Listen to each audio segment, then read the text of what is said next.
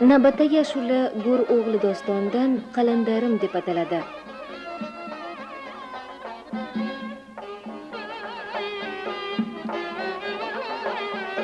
Nece verman bilen bağlandı nazik kullarım, varsanız gürülü ve mendil selam kavlendirim.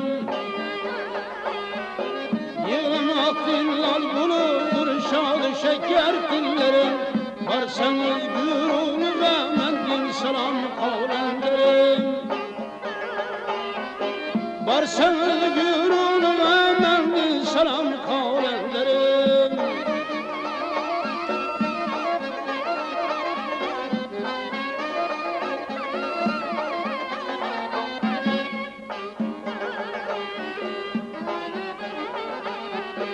Yurt için vurdum, kına çıkıldım, girip bari bela. Hiç Müslüman bulmadayla mert kulunda müptela. Şu ağamın sözleri bulsun gözümde kutuya. Varsanız gürülü ve mendil selam kavlendirim. Varsanız gürülü ve mendil selam kavlendirim.